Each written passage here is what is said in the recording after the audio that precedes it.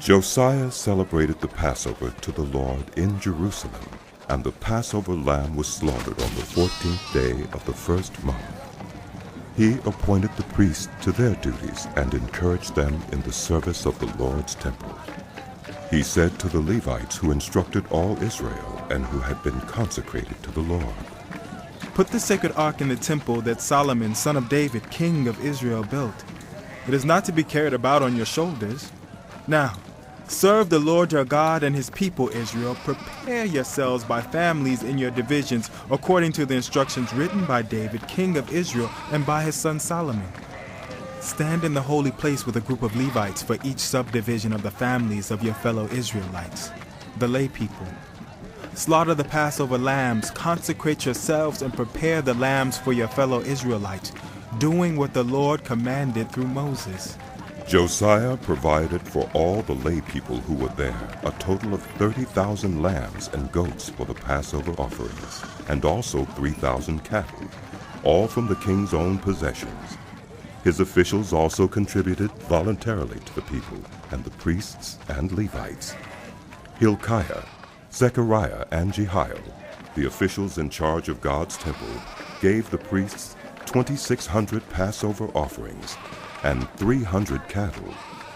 Also Conaniah, along with Shemaiah and Nethanel, his brothers, and Hashabiah, Jeiel, and Jozabad, the leaders of the Levites, provided 5,000 Passover offerings and 500 head of cattle for the Levites. The service was arranged, and the priests stood in their places with the Levites in their divisions, as the king had ordered. The Passover lambs were slaughtered, and the priests splashed against the altar the blood handed to them, while the Levites skinned the animals. They set aside the burnt offerings to give them to the subdivisions of the family of the people to offer to the Lord, as it is written in the book of Moses. They did the same with the cattle. They roasted the Passover animals over the fire as prescribed, and boiled the holy offerings in pots, cauldrons, and pans, and served them quickly to all the people. After this, they made preparations for themselves and for the priests, because the priests, the descendants of Aaron, were sacrificing the burnt offerings and the fat portions until nightfall. So the Levites made preparations for themselves and for the Aaronic priests. The musicians, the descendants of Asaph, were in the places prescribed by David: Asaph, Heman, and Jeduthun, the king's seer. The gatekeepers at each gate did not need to leave their posts, because their fellow Levites made the preparations for them. So at that time the entire service of the Lord was carried out for the celebration of the Passover and the offering of burnt offerings on the altar of the Lord, as King Josiah had ordered. The Israelites who were present celebrated the Passover at that time and observed the festival of unleavened bread for 7 days. The Passover had not been observed like this in Israel since the days of the prophet Samuel, and none of the kings of Israel had ever celebrated such a Passover as did Josiah with the priests, the Levites, and all Judah and Israel who were there with the people of Jerusalem. This Passover was celebrated in the 18th year of Josiah's reign.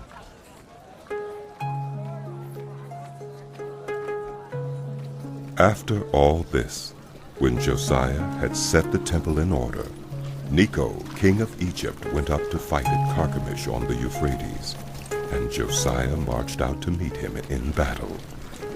But Necho sent messengers to him, saying, "What quarrel is there, king of Judah, between you and me?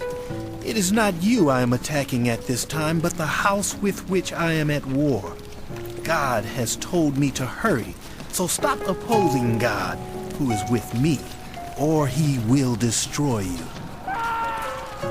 Archers shot King Josiah, and he told his officers, "Take me away. I am badly wounded."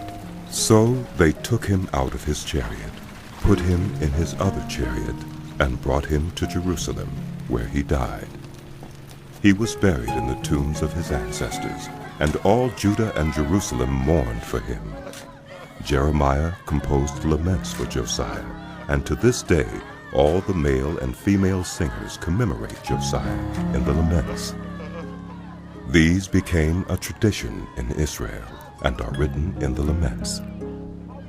The other events of Josiah's reign and his acts of devotion in accordance with what is written in the law of the Lord, all the events from beginning to end are written in the book of the kings of Israel.